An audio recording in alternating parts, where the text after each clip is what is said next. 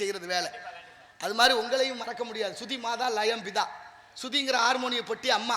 பிள்ளை என்ன தப்பு பண்ணாலும் அம்மா விட்டு கொடுக்க மாட்டா. சரி விடுறா பெரிய மனிதன் அவர்கிட்ட போய் பேசிக்கிட்டே இருக்காத அப்படின்னு காட்டி கொடுக்காம தழுவி கொண்டு வருவா தாயார். நடிகர்கள் சுதியை விட்டு பாடினால நீங்கள் சுதியை விட்டு பாடினால தெரியாது. ஆனால் அப்பா அப்படி இல்லை. தாளம் படக்குன்னு அடிச்சே விடுவார். தப்பு பண்ணுனா அப்பா அடிச்சு விட்டார். ஆனால் அந்த தாளத்தை உங்களோட சேர்ந்து உட்காராமே போடுறாரு பாருங்க அழகு ஐயா, அவரை பாராட்டணும். ஆனால் ஒரே ஒருத்தர் தான் உட்காராம போட்டார். மாநகரில் நான் பழனியப்ப செட்டியார் ஐயா அவர்கள் தாளம் போட்டாருன்னா பளிச்சுன்னு காதில் செவியில் அரைஞ்ச மாதிரி இருக்கும். இன்னைக்கெல்லாம் இப்போவே வந்த வயலெல்லாம் உட்காந்துக்கிட்டு தாளத்தை கீழே ஓடுறேன் தூங்கி விழுந்து. ஐயா அவர்களுக்கு நீண்ட ஆயுளும் தேக ஆரோக்கியமும் இறைவன் நிறைந்த செல்வத்தையும் வழங்க நான் பிரார்த்திக்கிறேன். அது மாதிரி இந்த ஒளிபெருக்கி மிக முக்கியமாக ஆண்டவன் படைப்பில் எல்லாருக்கும் 6 அறிவு இருக்குல்ல, இருக்கு. யார் 6வது அறிவை பயன்படுத்துகிறோம்? எல்லாரும் பயன்படுத்துகிறாங்களா? சில பேருக்கு 5 அறிவான், சில பேருக்கு 4 அறிவான். மாவு மாக்களும் ஐயறிவினவே என்பது தொல்காப்பியம். கம்பரே பாடுறாரு மக்களும் விலங்கு ஒன்றுன்னு. இன்னும் சில வீட்டுகளில் போய் கேட்டு பாருங்க, ஏமா உங்க வீட்டுக்காரங்க இந்த அங்கிட்டு தான் திரியும் அப்புறம் வரும், அங்கிட்டு திரியும் அப்புறம் வர ஆடோ மாடோன்னு வந்துருதா, அறிவு குறையுது. ஆனால் தமிழனுடைய உயர்ந்த குணத்தை பார்த்தீங்களா? உயர்வு திணை இந்த இலக்கணம் வச்சிருக்கு, நமக்கு உயர்வுன்னு பேர் வச்சிருக்கு. உயர்திணைன்னு. உயர்வுன்னா தாழ்வுன்னு சொல்லணும், ஆனால் தாழ்வுன்னு சொல்லலை. ஓரறிவு குறைந்ததுக்காக விலங்குகளை கூட தாழ்வானதுன்னு சொல்லாம அக்தினேன்னு பேர் வச்சான். பாவக்காய் கசக்குமா இனிக்குமா? கசக்கம். பாகற்காய் கசக்கும்னு எல்லாருக்கும் தெரியும். கசக்கிற காய்க்கு கசப்பு காயின்னு பேர் வைக்க வேண்டியதானே. அப்புறம் ஏன் பாகற்காயின்னு பேர் வச்சான்? தமிழன் எப்போதும் மாண்போடு வாழ்ந்தவன். உலகத்துக்கே வீரமும் அறிவும் கொடுத்த தமிழ் சமூகம் இன்று தரிகட்டு போதைக்கு அடிமையாகி வாழுது. பெரிய வேதனை. அதான் வேதனையா இருக்கு எங்க போய் சொல்ல. ஆனாலும் பாருங்க, ஒருத்தர் கஞ்சத்தனமா இருக்காருன்னு வச்சுக்கோங்க, அவரை போய் என்ன அப்படி கஞ்சத்தனமா இருக்கேன் அப்படின்னா கோவம் வந்துடும். ஏன் அப்படி கருமையா இருக்கிறேன்னாலும் கோவம் வந்துடும். கொஞ்சம் மாத்தி சொல்லி பாருங்க, என்ன ரொம்ப சிக்கனமா இருப்பிய அவ்வளோ இருக்கு, கொஞ்சம் பார்த்து ஏதாவது செய்யறது அப்படின்னா மனசு வந்துடும்.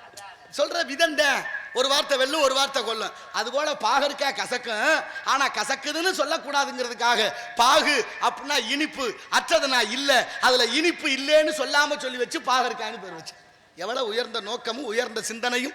ஆனாலும் இந்த தமிழ் சமூகம் இன்றிருக்கும் நிலையை எண்ணுகிற போது நெஞ்சு பொறுக்குதிலேயே நிலைகட்ட மாந்தர் நினைந்து விட்டால் நெஞ்சு பொறுக்குதில்லை என்று பாடினான் பாரதி. நல்லதோர் வீணை செய்து நலங்கட புழுதியில் எறிவதுண்டோ, சொல்லடி சிவசக்தி சுடர்மிகு வடிவோடு என்ன ஏன் படைத்தான் என்று பாரதி பாட்டு. கள்ளச்சாராயம் குடிச்சு செத்தவன் 69 பேரு, கள்ளச்சாமியார் காலில் விட போய் செத்தவன் 160 பேரு. வடநாட்டில் ஒரு சாமியாரை கும்பிட போய் செத்து போனானே அவ்வளவு பேரு. நாட்டில் இந்த பாருங்க இந்த சத்தம் வந்துகிட்டே இருக்கு பாருங்க, அதை குறைங்க. சாமியார் இல்லைன்னு கடவுள் இல்லைன்னு சொல்றவனை நம்பிடலாம், கடவுள் இருக்குங்கிறவனையும் நம்பிடலாம். நான் தான் கடவுள்னு கிளம்புறேன் பாரு பல பேர், நம்பவே முடியாது. ஏன்னா எல்லாத்துக்கும் அப்படி திட்டங்கள் ஆயிடுச்சு. அந்த காலத்தில் சாமியார்கள்லாம் எப்படி இருந்தாங்க? பற்றற்ற ஞானிகளாக இருந்தார்கள். இப்பொழுது அந்த நிலை இல்லை. ஆனால் மனிதன் எல்லாம் தெரிந்து கொண்டான், வாழும் வகை புரிந்து கொண்டான். இருந்த போது மனிதனுக்கு ஒன்று மட்டும் இல்லை, மனுஷனா வாழ தெரியல. எங்க போய்கிட்டு இருக்க ஆடு மாடுகள்லாம் நல்ல நேர்மைக்கு மனித சிந்தனைக்கு மாறிடுச்சு. 6வது அறிவு படைத்த மனிதன் தான் எல்லா போக்கும் என் போக்கு சித்தம் போக்கு சிவம் போக்குன்னு வேறு விதமா போச்சு. 2 வயது மனிதன் எல்லாம் தெரிந்து கொண்டான், வாழும் வகை புரிந்து கொண்டான். இருந்த போது மனிதனுக்கு ஒன்று மட்டும் தெரியவில்லை.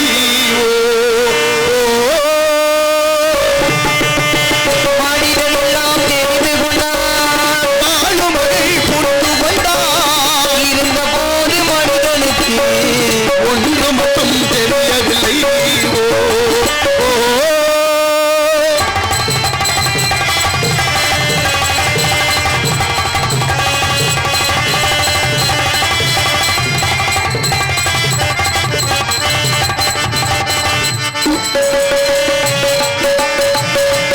குரலில் குயில் போல இசையும் அழகாய் பாடுகிறான். எருதுகள் போல வண்டிகளை இழுத்து கொண்டும் ஓடுகிறான். இனிய குரலில் குயில் போல இசையும் அழகாய் பாடுகிறான். எருதுகள் போல வண்டிகளை இழுத்து கொண்டும் ஓடுகிறான். பக்கத்தில் வாழும் பறவைகள் போல் வாழு பறந்து திரிகிறான். வாழும் பறவைகள் போல் வாடி பறந்து திரிகிறான்.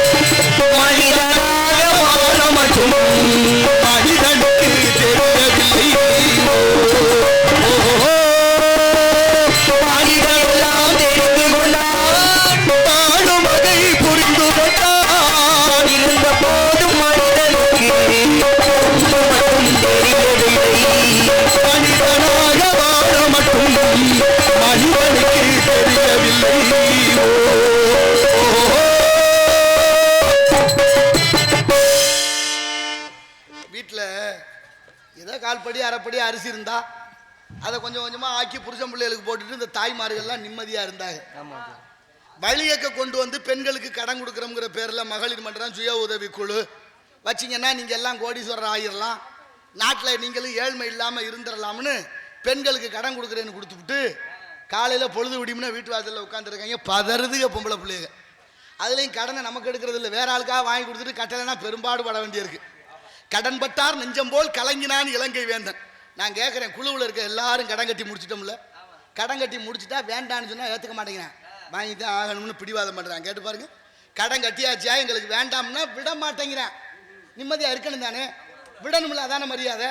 இல்லை இல்லை அப்படிலாம் இல்லை, நீங்கள் வாங்கி தான் ஆகணும், வாங்கினா தான் எல்லாருக்கும் கொடுக்க முடியும். யாராவது ஒருத்த வாங்கலைனாலும் 10 பேருக்கு இல்லை. எவ்வளோ கட்டாயப்படுத்துகிறாங்க. இதெல்லாம் நியாயமா? என்னடா சிந்தனை இது, என்ன சட்டம் அது, என்ன தெரியுமில்ல இங்கே பிரச்சனை? பிள்ளையும் கிள்ளி விடுறது, தொட்டிலையும் ஆட்டிக்கிறது, இதான் இங்கே நடக்குது. சட்டப்படி செஞ்சால் தவறு என்ன வேணாலும் செய்யலாம், சட்டப்படி செஞ்சா தவறு என்ன வேணாலும் செய்யலாம். ஊருக்குள்ள சீட்டாடுனா பிடிச்சி கொண்ட உள்ள வைக்கும் காவல்துறை, ஊருக்குள்ள சீட்டாடுனா பிடிச்சி வைக்கிற காவல்துறை.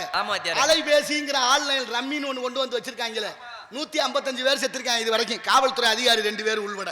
ஒரு பொம்பளை பிள்ளை 30 வயது நகையை விட்டுவிட்டு சீட்டாடி இருக்கு சென்னையில், கடைசியாக தப்பிக்க முடியல, புருஷன் பிள்ளைல வீதியில் விட்டுட்டு தூக்கு போட்டு செத்து போச்சு. இந்த பாவமெல்லாம் இவங்களை சும்மா விடுமா?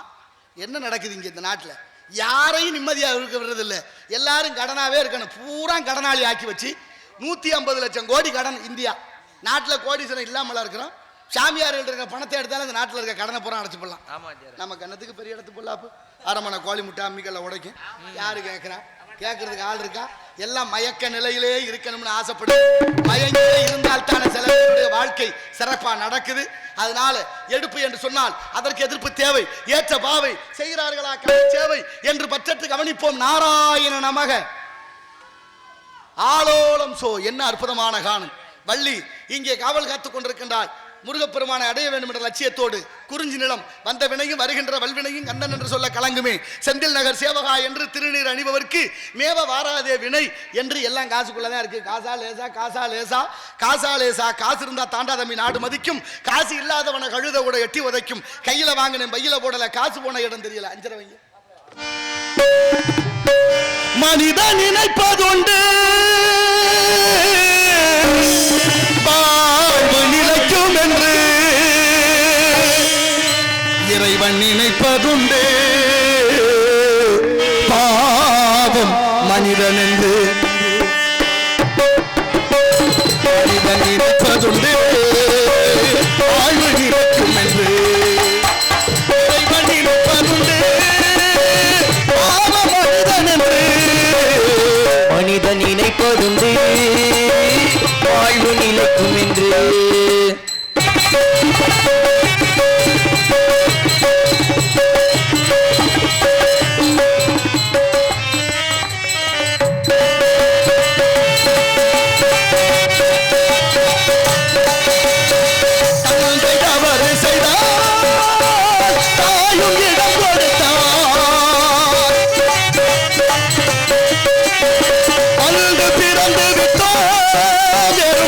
அந்த வளர்த்து விட்டோம், வந்து பிறந்து விட்டோம், ஒரு பந்தம் வளர்த்து விட்டோம். மயக்கம் பிறக்கிறது, அழுது லாபம் என்ன, அவன் ஆட்சி நடக்கிறது. மனிதன் நினைப்பதுண்டு வாழ்வு நிலைக்கும் என்று.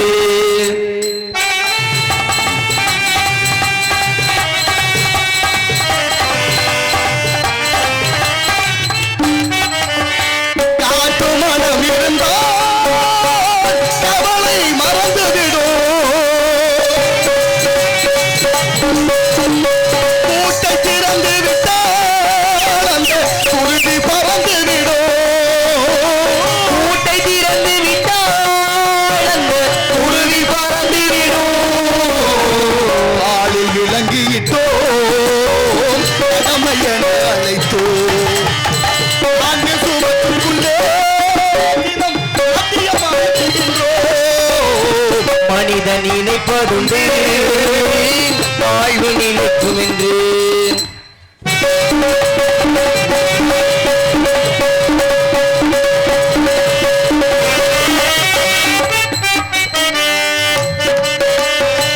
விதியின் ரதங்களிலே நாம் நிறைந்து பயணம் செய்தால், விதியின் ரதங்களிலே நான் விரைந்து பயணம் செய்தால் அதிலும் மயங்குதடா, சிறு மயக்கம் பிறக்குதடா. மதியும் மயங்குதடா, இது மதியும் கலங்குதடா. கொடுக்க எதுவும் இல்லை, கொடுத்து முடிந்ததடா. கணக்கை முடித்து விட்டே ஒரு கடமை முடிந்ததடா. மனிதன் நினைப்பதுண்டு வாழ்வு நிலைக்கும், வாழ்வு நிலைக்கும், வாழ்வு நிலைக்கும்.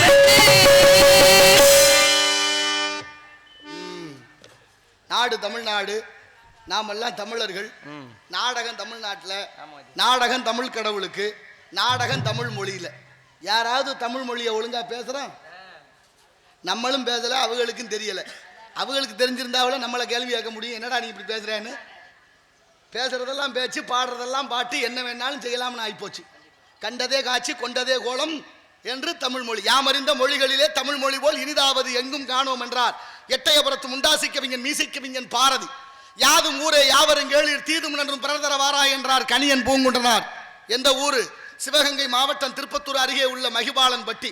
3000 ஆண்டுகளுக்கு முன்னே பிறந்த புறநானூற்று புலவன் பாடிய வாசகன் தான் யாதும் ஊரே யாவரும் கேளீர் தீதும் நன்றும் பிறர்தர வாரா என்ற வாக்கியம். எங்க இருக்கு? ஐக்கிய நாடுகள் ஒன்றியமான ஐநா சபையில் இருக்கு. நம்ம நாடு சுதந்திரம் பெற்று 77 ஆண்டு நிறைவு பெற்று 78வது ஆண்டு பிறக்க போகுது, சுதந்திரம் கொண்டாட போறோம். ஆனாலும் எத்தனையோ ஜனாதிபதிகள் இருக்கிறார்கள், இருப்பார்கள். எந்த ஜனாதிபதிக்கும் தமிழ் மீது அக்கறை இல்லை, தமிழ் மீது பற்றில்லை, தமிழ் மீது பாசம் இல்லை.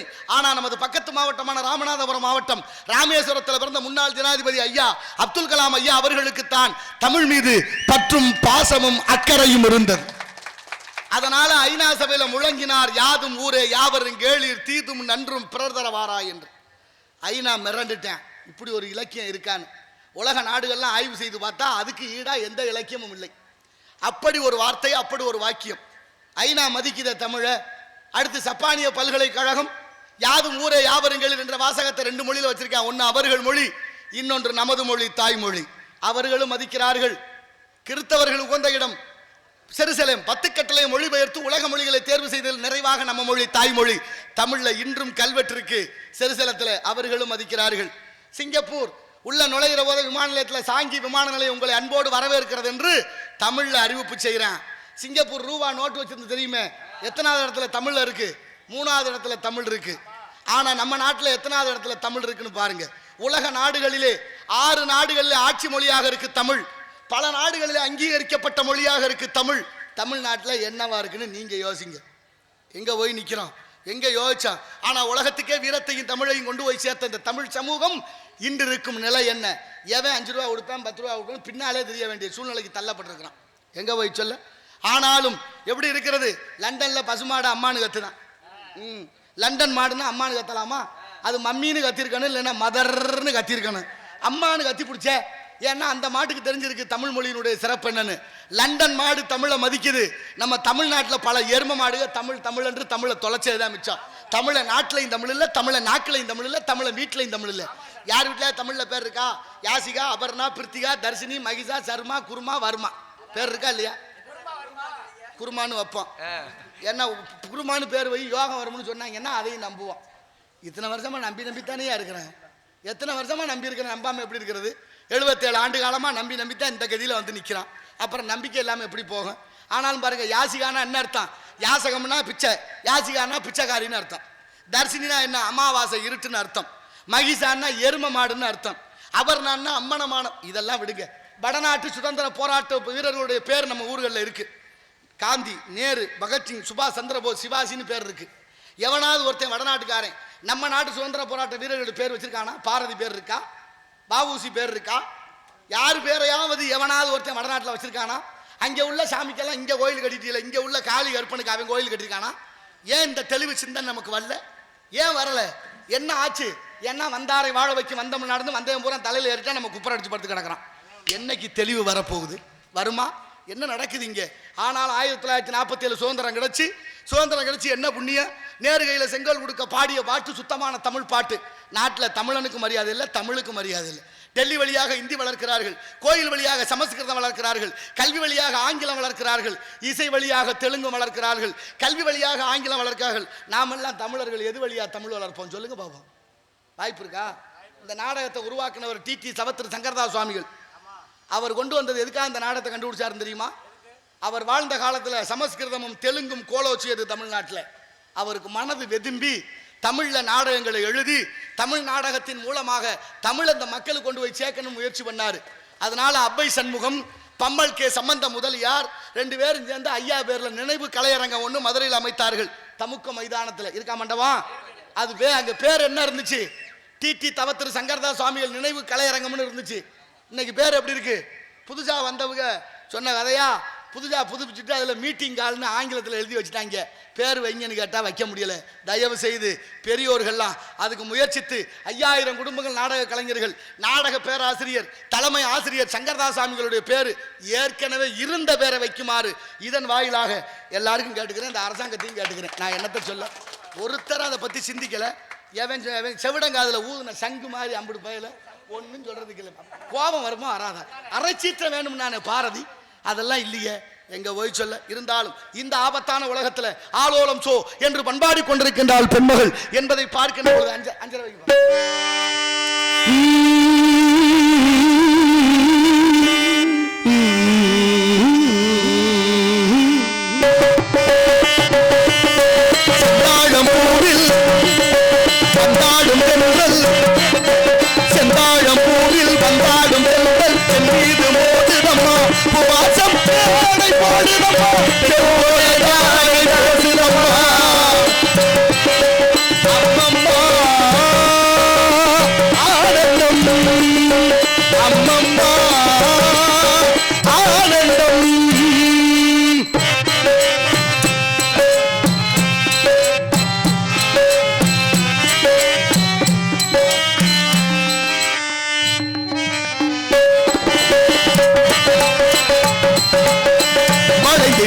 போகும் பாதை மங்கை மேக கூந்தலோ, வழிந்து போகும் பாதை மங்கை மேக கூந்தலோ, மயங்கி செல்லும் வெள்ளம் பருவனான ஊடலோ, ஆனங்கொடி மேலே கிளி ஏன் கடிகளை தேடுது, ஆசை குயில் பாசையின்றி ராகம் என்ன பாடுது, காடுகள் மலைகள் தேவன் கலைகள் செந்தாழம் பூவில்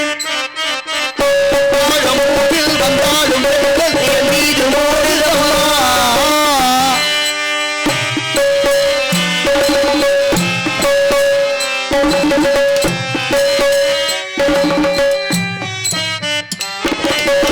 அழகு மிகுந்த ராஜகுமாரி வேகமாக போகிறார், தரையை மெலியும் சேலை கொண்டு மலையை மூட பார்க்கிறார், பள்ளம் தொடர் உள்ளம் என ஏன் படைத்தான் ஆண்டவன், பட்டம் பெற தேடுகின்ற எங்கே அந்த நாயகன், மலையை காட்சி இறைவன் ஆட்சி செந்தாழம் பூவில் செந்தாழம் பூவில் வந்தாடும் வெள்ளல் என் மீது மோதுதம்மா மோதுதம்மா என்னோட ஜாடை நீக்குதம்மா அம்மம்மா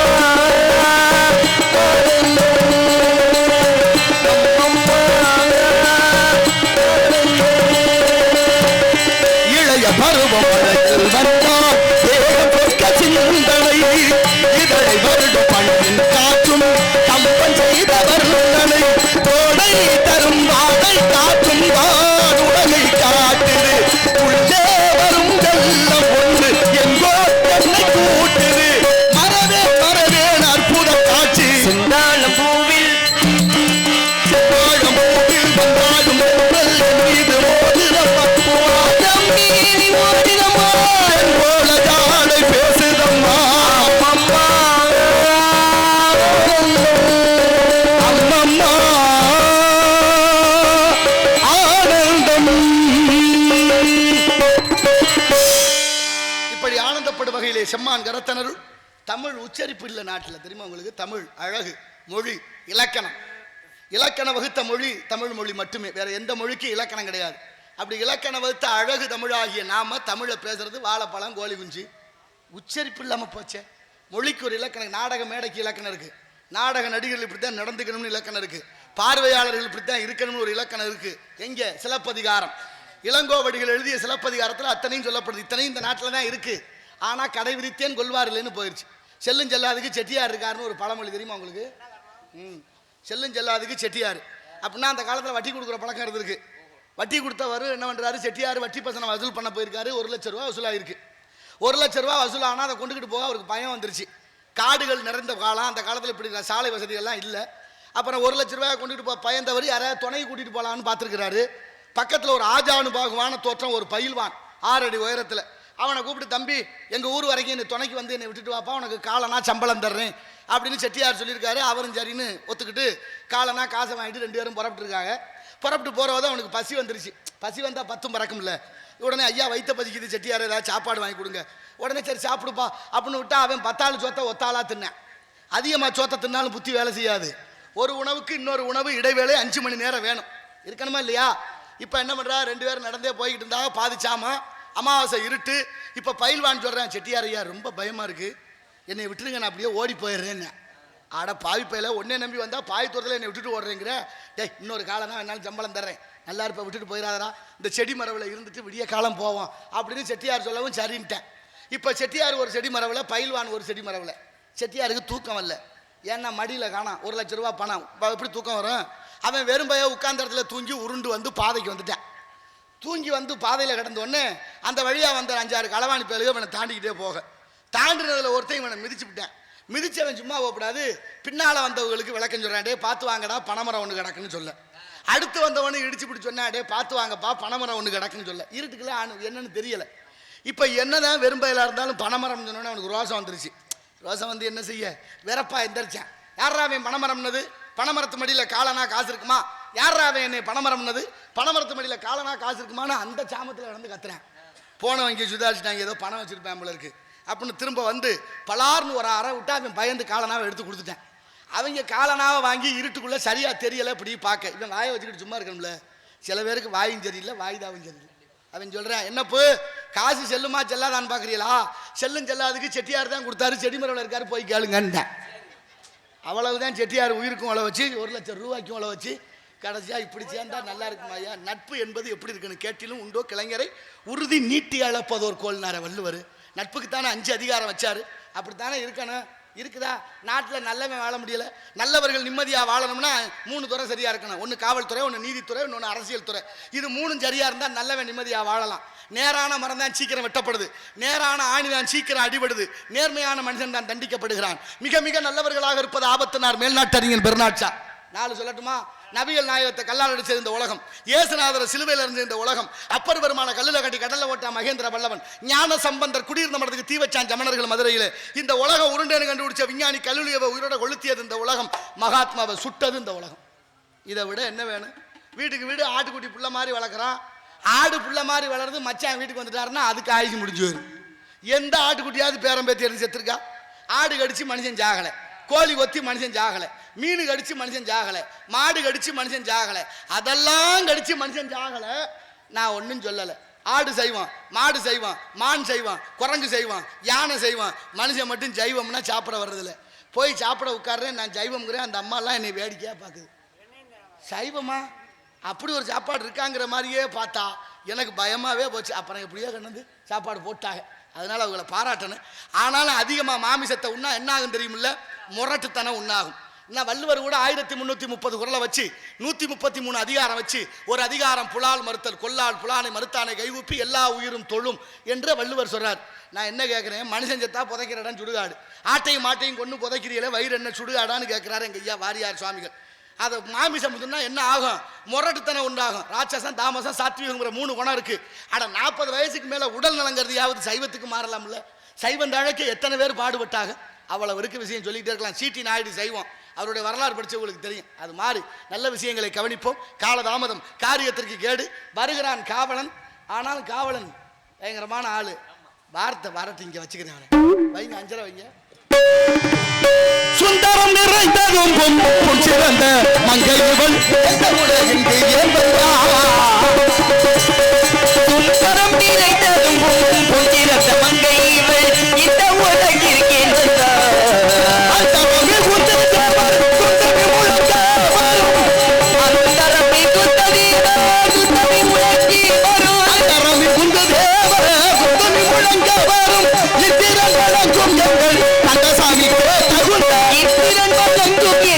கந்தசாமிக்கே தகுந்த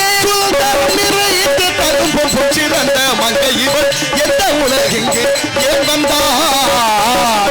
கோமலை ஒத்த மூலத்தில் இருக்கும் கற்களை கண்டு மாநிலங்கள் என்று நாடுது. பறவை ஓட்டும் சொல்லின கிள்ளைகள் கேட்டு சொந்தமென வந்து கூடுதே.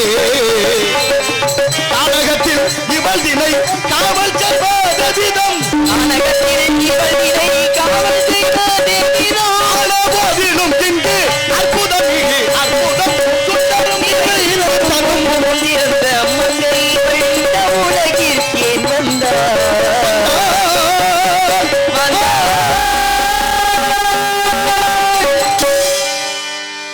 எல்லாரும் கிராமங்கள்ல சமைச்சு சாப்பிட்றோம். ஆமா, நகரங்கள்ல இப்ப சமைக்கிறதே இல்லையா? ஏதோ ஒரு தொலைபேசியில் சொல்லிட்டா சாப்பாடு வீட்டுக்கே வருதாம்ல? ஆமா. அது என்னது? அது என்னையா நிறுவனம்? ஆமா, அதான் தகவல் சொல்லியாச்சுன்னா வீட்டுக்கே சாப்பாடு வருது. ஸ்விக்கி, சுமோட்டோவா, ஜொமேட்டோ. ஆமா, அது யாபத்துக்கு வரல உங்களுக்கு. நான் தான் தடுமாறுறேன்னா நீ எனக்கு ஆங்கிலத்தில் வரமாட்டேங்குது. என்ன செய்ய சொல்றீங்க? ஆனாலும் பாருங்க சமைக்கிறது இல்லையா? விலங்குகள்லாம் வேட்டையாடித்தானே சாப்பிட்டுச்சு. ஆமா. நம்ம ஆளு சுற்றுலா போறோங்கிற பேர்ல இங்கேருந்து என்னத்தையாவது வாங்கிட்டு போய் அங்கே குரங்கு, யானை, அந்த மயில் என்னென்ன இருக்கோ அதுக்கெல்லாம் ரொட்டி துண்டு இந்த பழங்களை கொடுத்தோன்னே அதுக்கு பூரா தின்னுட்டு இங்கே வராத காலத்தில் அது உட்காந்துக்கிட்டு அப்படியே வேடிக்கை பார்த்துக்கிட்டு எப்போ வருவாங்க? பிச்சை எடுக்க வச்சாச்சு நாட்டில். எப்படி ஆகிப்போச்சு பற்றியில? அதாவது வேலையை செய்யணுமா இல்லையா? இப்போ சிங்கம், காட்டுக்கே ராசா சிங்கம், வேட்டையாடி சாப்பிட்ட சிங்கம் என்ன பண்ணுச்சு? நம்ம என்னத்தை வேட்டையாடணும் அப்படின்னு யாரையாவது கூட்டி சாப்பாடு கொண்டாட சொல்லுவோமேனு சிங்கத்துக்கு ஒரு எடுபுடி ஒரு ஆள் இருந்துச்சு. அது நரி. எடுபுடியாக ஒரு நரியை வச்சுருந்துச்சு சிங்கம். அந்த நரியை கூப்பிட்டு சிங்கம் சொல்லுது, வயிற்ற பசிக்குது, போய் சாப்பாடு ஏற்பாடு பண்ணுச்சு. நரி பதறி போய் காட்டுக்குள்ளே ஓடுது. தலைவருக்கு பசிக்கலாம் போல சாப்பாடு ஏதாவது ஏற்பாடு பண்ணணும், இல்லை நம்மளை போட்டுருவானேன்னு பயந்து காட்டுக்குள்ளே திரிஞ்சு அலைஞ்சா ஒன்றும் சிக்கலாக கடைசியாக ஒரு கழுதை சிக்கிக்கிருச்சு. கழுதை சிக்கணுன்னே கழுதையை கூட்டியாந்து சிங்கத்துக்கு கொடுக்கணும் சாப்பாட்டுக்கு. எப்படி போய் பேசுறது? கழுதைகிட்ட போய் பசிக்கிறான் தலைவருக்கு சிங்கத்துக்கு, நீ வா உன்னை சாப்பிடணும்னு சொன்னா வருமா கழுதை? புரடியில் புண்ணங்கால் புரடி அடிக்க ஓடி போயிடாது. இப்ப நரி தந்திரமா போய் கழுதைகிட்ட பேசுது. என்ன கழுதை யாரு? நல்லா இருக்கீங்களா? நல்லா இருக்கேன். நீங்க எப்படி இருக்கீங்க? நானும் நல்லா இருக்கேன். இன்னைக்கு பாருங்க பொழுது விடிந்தது உங்களுக்கு தான் யோகம் அப்படின்னு நரி சொல்லுது. கழுதை கேட்குது, எனக்கு யோகமா? என்ன பாரு யோகம் வரும்னு என் படத்தை பிடிச்சி எல்லாரும் மாட்டி வச்சிருந்தாங்க. இப்போ எனக்கே யோகம் வந்துருச்சா? அப்படி என்ன யோகம்? ஒன்றும் இல்லை, நம்ம தலைவர் இருக்கார்ல, யாரு? சிங்கம். ஆமாம், காட்டுக்கே ராஜா அவர் தானே, அவர் தான் தலைவர். அவர் ரொம்ப காலமாக தலைவராக இருந்துட்டாராம். அதனால என்னத்தை இனிமேல் தலைவராக இருந்தால் வேற ஆளை தலைவராக வைக்கலாம்னு அவருக்கு ஒரு சிந்தனை வந்திருக்கு. அப்புறம் யாரை தலைவராக வைக்கலாம்னு யோசிச்சுக்கிட்டே இருந்திருக்காரு. ஓன் பேர் யாவும் வந்துருச்சு. அதனால உன்னை கூட்டிட்டு வர சொன்னாரு, உன்னை தலைவராக்கணும்னு கழுதைகிட்ட நரி சொல்ல. கழுதை நம்பிருச்சு. ஏன்னா தலைவர் பதவி இல்லை. உடனே கழுதை அதை நம்பி கிட்ட வந்துச்சு. சிங்கம் பசியோட இருந்தது, எட்டி பிடிக்கலாம்னு தாவுச்சு. கழுதை தப்பிச்சோட நினைச்சிச்சு, காது ரெண்டு அத்துக்கிருச்சு. கழுதை காது இல்லாம ஓடிச்சு. பின்னாலே போய் நரி திட்டுது, என்ன கழுதை யார பொறுமை இல்லாம ஓடியாந்துட்டிய, அட போப்பா நீ என்ன பதவி கொடுப்பான்னா கடைசியா காதை பிடிச்சி அக்கிறேன் அந்த ஆளு, நான் வரலேன்னுச்சு. சரி இங்க வா, எதுக்கு காதை அத்தான் தெரியுமா? நீ தலைவர் ஆயிட்டேன்னா தலையில கிரீடம் வைப்பாங்க. கிரீடம் வச்சா காது இருந்தா கொஞ்சம் இடைஞ்சலா இருக்கும். அப்ப காது இல்லாம இருந்தா கொஞ்சம் சௌரியமா சொருகலாம்ல. அதனாலதான் உங்களுக்கு காது அத்தாகன்னு நரி சொல்ல. கழுதை நம்பிருச்சு, என்ன தலைவர் பதவி இல்ல. இப்ப 2வது முறையா வந்துச்சு. சிங்கம் எட்டி பிடிக்கலாம்னு பாஞ்சிச்சு. கழுதை பயந்து மறுதரமும் ஓட திரும்பிச்சு, வாழை அத்துக்கிருச்சு. சரி இப்ப வாள் இல்லாம கழுதை ஓடுது. பின்னாலே ஓடி போய் நரி திட்டுது, என்ன சொல்லு பேச்சு காக்காத கழுதை, பொசுக்கு பொசுக்குன்னு ஓடியாந்துடுறிய. அட போப்பா, அவன் காதையும் அத்துக்கிட்டான் வாழையும் அத்துக்கிட்டான், இருக்கிறது உயிர் ஒண்ணுதான், இப்ப என்ன அதையும் விட சொல்றியான்னுச்சு கழுதை. இங்க வா, எதுக்கு காதை எத்தாருன்னு சொன்னா, இப்ப எதுக்கு வாழை எடுத்தாரு தெரியுமா? நீ தலைவர் ஆயிடுச்சுன்னா உன்னை சிம்மாசனத்துல உட்கார வைப்பாங்க. சிம்மாசனத்துல நீ உட்கார்ந்தா வாள் இருந்தா இடைஞ்சலா இருக்கும். அப்படி இடைஞ்சலா இருக்க கூடாதுதான் வாழை அத்தாருன்னு சொல்ல. கழுதை நம்பிருச்சு, ஏன்னா தலைவர் பதவி இல்ல. 3வது முறையா கழுதையை கூட்டிட்டு சிங்கத்துக்கிட்ட வருது நரி. இப்ப விட்டு வைக்குமா? 2 தடவை தப்பிச்சு போன கழுதையை 3வது தடவை விட்டு வைக்குமா சிங்கம்? ஒரே அடி கழுதை செத்தே போச்சு. கழுதை செத்தோன்னு நரிக்கு உத்தரவு போடுது சிங்கம், தூக்கிட்டு போ, தோலை உரிச்சு ஈரல் தாம்பரங்க கறி தோல் தலை நாக்கு மூளை எல்லாத்தையும் பக்குவமா கொண்டு வான்னு சிங்கம் நரிக்கு உத்தரவு போடுது. இப்ப நரி கழுதையை தூக்கிட்டு போய் உரிச்சு எல்லாத்தையும் பக்குவமா எடுத்து வச்சுட்டு, கழுதைக்கு இருந்த மூளை எல்லாத்தையும் நரி தின்னுட்டு பாக்கி எல்லாம் கொண்டு வந்து சிங்கத்துக்கிட்ட வச்சுச்சு.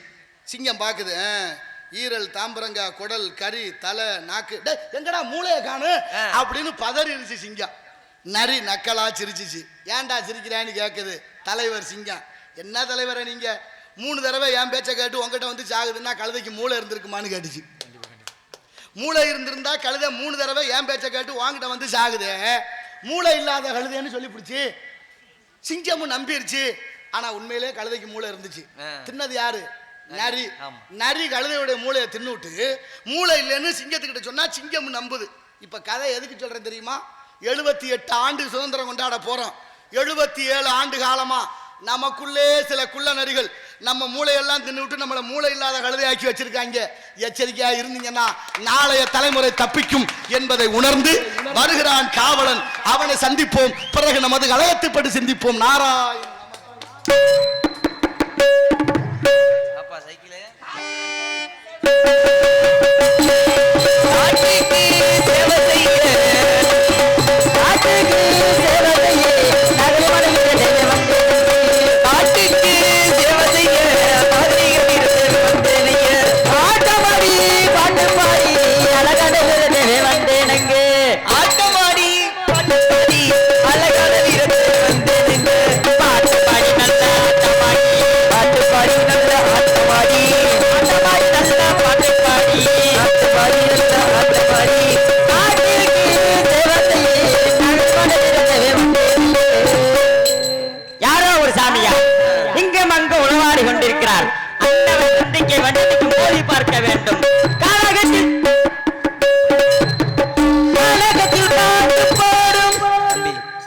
வேற சாமியார் மாதிரி இல்ல அவரு. சரிப்பா, நீ வாட்டுக்கு சம்பந்தம் எல்லாம் பேசினேன்னு வை. சரி, போன மேடையில இப்படிதான் ஒரு பப்புன்னு அடிச்சாரு, காது துண்டா வந்துருச்சு. அடிச்சாலும் பரவாயில்ல, இன்னைக்கு நாரோட கட்டி உருள்றதா சீனு. என்ன சொல்ற? ஆமா, பார்த்து குளார பேசிக்க. இன்ன வரையும் கேட்டது நான் சொல்றேன். வந்திருக்காங்களே நாரதரு அன்பப்பா கவிராஜ் அப்பா. ஆமா, தமிழ் சொற்பொழி அப்படி ஆட்டுருவாங்க. கண்டிப்பா, அதுக்குன்னு தமிழ் சொற்பொழி ஆட்டுற நான் சும்மா விட மாட்டேன். இன்னைக்கு திருகுன்னு திருகி இன்னைக்கு நாரதர் எங்க அப்பா வாங்கிட்டு நான் ஓட சும்மாவா விடுவேன். ஆமா, கனகத்தில்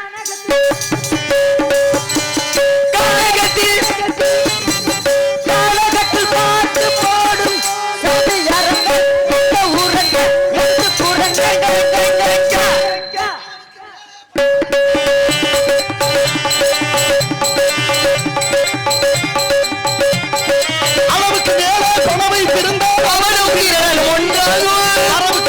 செலவுகள் செய்தால் அவன் குருடன் ஒன்றாகும்.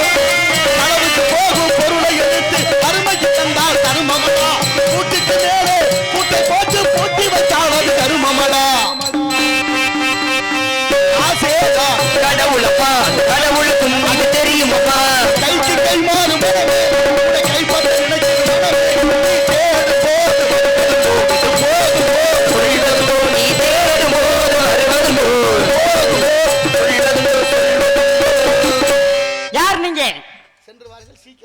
ஆமா.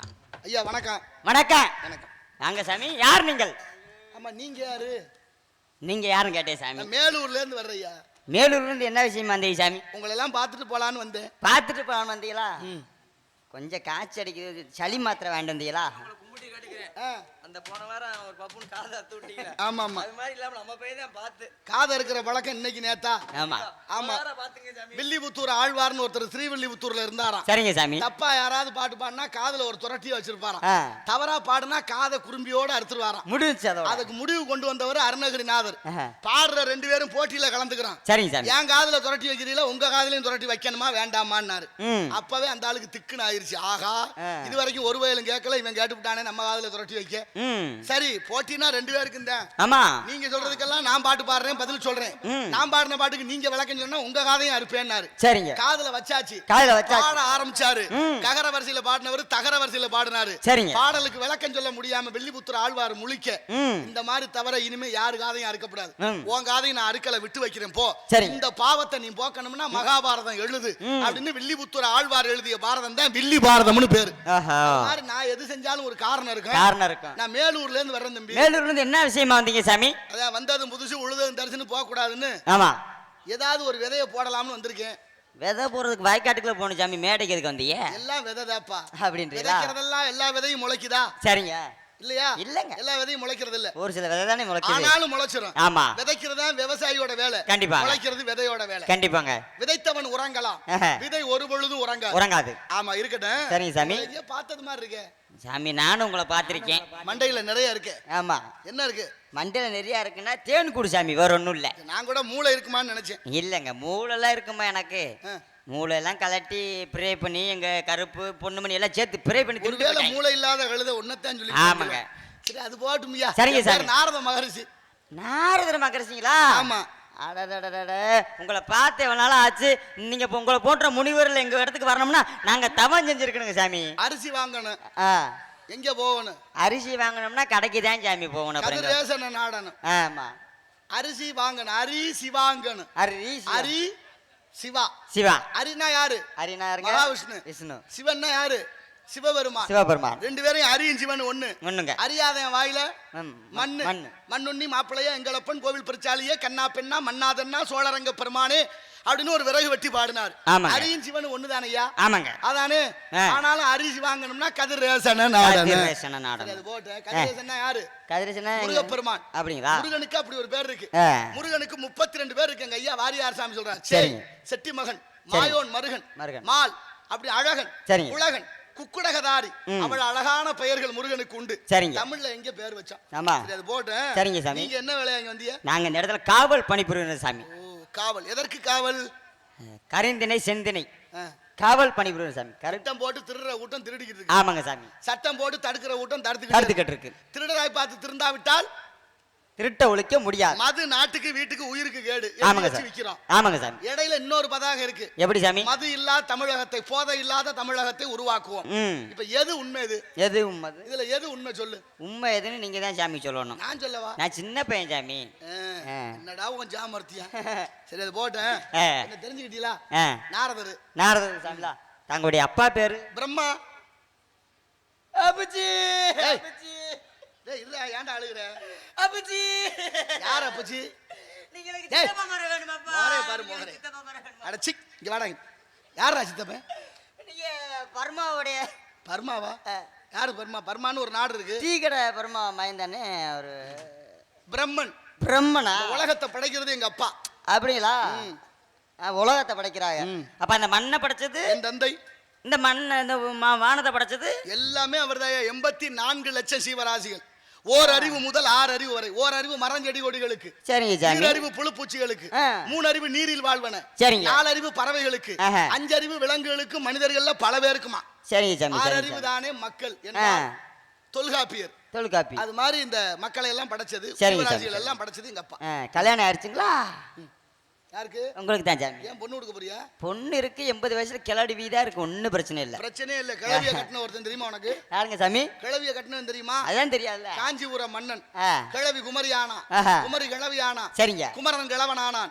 இறந்தவன் பிழைப்பான். பகலிலே இரவு வரும். இத்தனையும் நடந்திருக்கு இந்த நாட்டுல. எல்லாம் சூட்சம் வந்தேன். ஆமா. சரி அதனால சாமி. ஒண்ணும் தப்பு இல்ல. ஆஹா. வீட்ல எல்லாம் இப்பெல்லாம் கிழவன் கிழவிகள் பெரிய மனுஷங்கெல்லாம் இருக்கவே கூடாதுன்னு நினைக்குது இந்த சமுதாயம். ம் பெரிய மனுஷன் இருந்தா ஊருக்கெல்லாம் வருது, உனக்கு என்ன வரலையான்னு சாக சொல்றாங்க. சரிங்க சாமி. பாத்தியா இல்லையா? ஆமாங்க. ஆ. ம் சரிங்க சாமி. சரி, சொல்லு. ஆ, வேற என்ன கேக்குற கேளு. என்னங்க சாமி? என்ன கேட்கணும் கேளு. வேற எதுவும் கேட்கணும். ஆ. இந்த அம்மி 50 கிலோ அளவுரு கோல் எத்தனை மலைன்னு கேட்கணும் சாமி உங்ககிட்ட. அம்மி அம்மி 50 கிலோ அளவுரு கோல் மலை எத்தனை கிலோன்னு கேட்டேன் சாமி. அம்மி 50 கிலோ. அளவுரு கோல் எத்தனை மலை எத்தனை கிலோ? அரவ கூலி எவ்வளவுன்னு கேக்குறியா? ஆமாங்க. எவ்வளவு அரைக்கணும்னு கேக்குறியா? அரைக்கிற பொருளை பொறுத்தானே கூலி வரும். ஆமாங்க. கழுத 6 ரூபா, ஆஹா. குதிரை 3/4 ரூபா, சரிங்க. யானை 5 ரூபா, ஆஹா. உருப்படி 100 வரணும், ரூபாயும் 100 வரணும். சரிங்க சாமி. சொல்லு. ஆ.